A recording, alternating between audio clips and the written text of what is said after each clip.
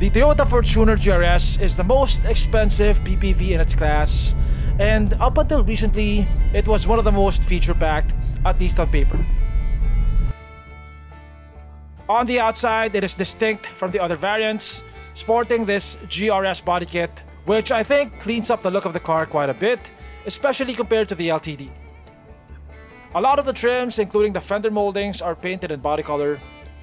By the way, you better like the color white, because this is the only color that the Fortuner GRS comes in here in the Philippines. You get a healthy number of GRS badging, so everyone around you is always reminded that you have the top spec variant. The GRS gets 18-inch wheels painted in gloss black. You get red brake calipers. It comes with a power liftgate.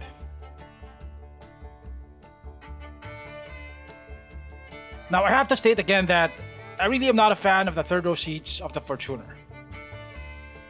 Instead of folding flat to the floor, they fold to the sides. So even when stowed away, they take up valuable space. Even with the third row seats stowed away, you can only fit one balikbayan box in the back. That's less cargo space than a lot of compact crossovers.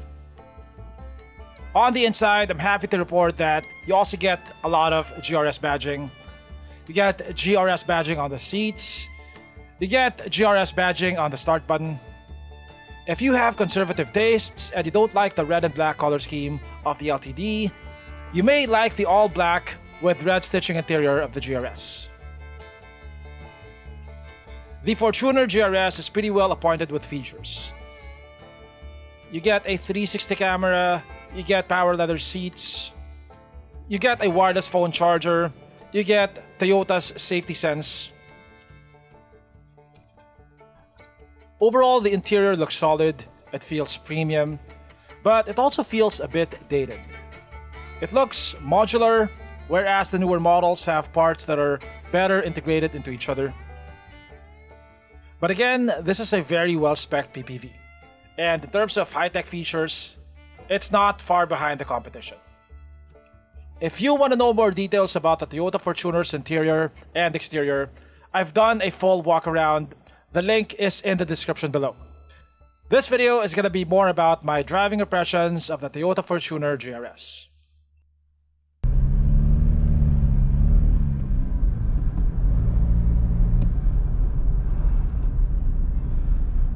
Span it. Straight? Straight.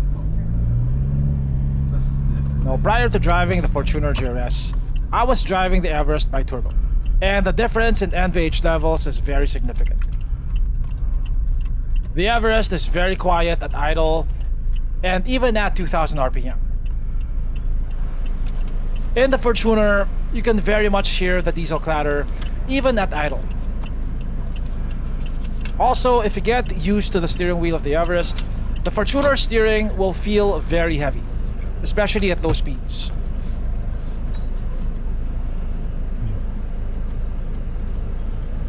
Now, Toyota's 2.8-liter 1GD FTV engine is the second most powerful engine in its class.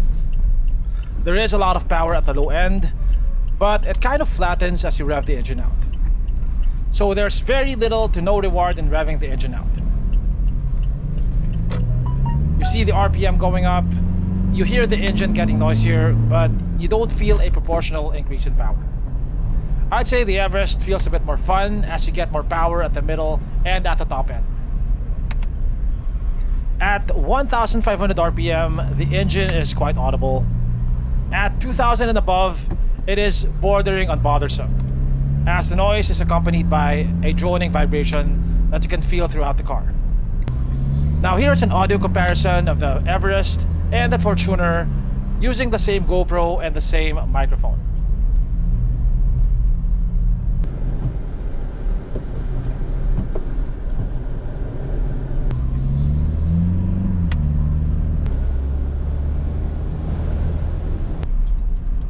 The Fortuner GRS comes with sport shock absorbers, which are supposed to be stiffer than the regular shock absorbers.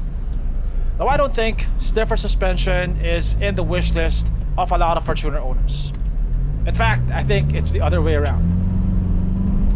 The Fortuner has the stiffest suspension in the segment, and the GRS has the harshest ride of any PPV, especially when not loaded. The advantage of the stiff sport suspension though is that you don't get as much body roll as most of its competitors, so it feels more stable in the corners.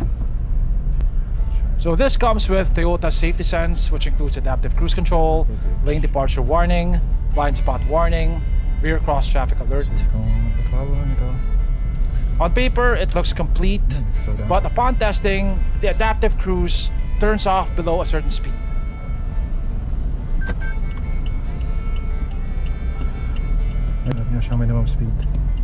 So it can't be used in the city. It's only for the highway with light traffic, which honestly sucks. The adaptive cruise of the MUX, the Montero, and the Everest have stop and go capability, so you can use them in stop and go traffic. The advantage of the Fortuner GRS is that on paper, it really has the most complete features in the segment, next to the Ford Everest. It has adaptive cruise control, a 360 camera, a power liftgate. You get lane departure warning, blind spot warning, rear cross traffic alert. Of course, it has automatic braking. Although again, it has to be noted that the adaptive cruise control is nowhere near as good as the one on the MUX or the Everest. Its 360 camera is not as nice as the one on the Terra, and even more so the Everest. NVH levels are not terrible, but way behind the Terra and the Everest. It's not the best at any particular thing. It doesn't have the best interior, not the best ADAS, not the best 360 camera, but it throws so many features at you, features that may not be class leading but are good enough, that collectively they give a lot of value to the Toyota Fortuner GRS. And then on top of all those features, you have the Toyota badge. Toyota does tend to charge a premium for their models, but that's a premium that they can charge because of the reputation that they've built up over decades of producing reliable vehicles. The new Fortuner may just be around the corner. It is way due, as the current one is starting to really show its age.